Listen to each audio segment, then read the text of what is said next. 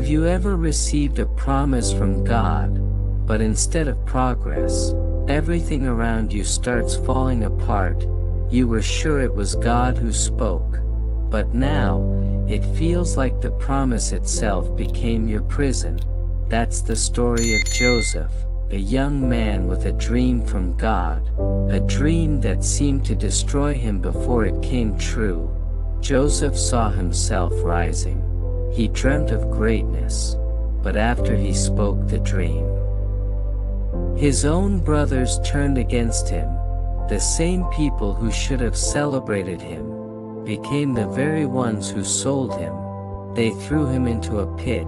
They took his coat of many colors, the symbol of his father's love, and with every step toward Egypt, Joseph's dream seemed to fade away. But here's the mystery of God's promise.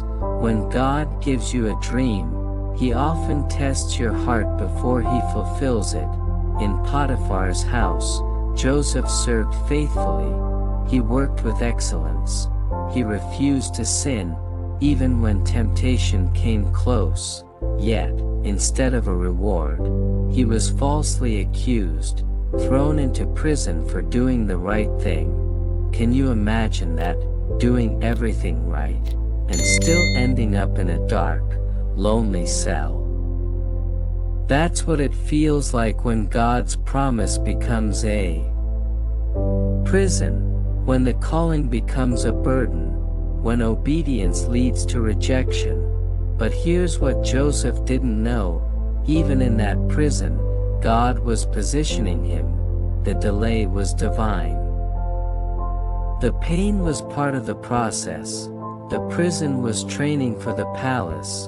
And one day, one single day, Pharaoh had a dream no one in Egypt could interpret. But someone remembered Joseph, and in one moment, the forgotten prisoner became the second most powerful man in Egypt. The promise wasn't dead, it was maturing in silence. So maybe today, it feels like you're locked up in your own Egypt. Maybe you're doing your best, but nothing is changing. Maybe you're wondering why the promise hasn't come to pass. Don't give up, because sometimes, God lets His promises pass through a prison. When it comes to life, it's pure, strong, and ready.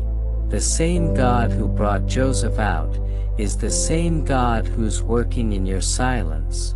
Your promise is not dead, it's only waiting for its time.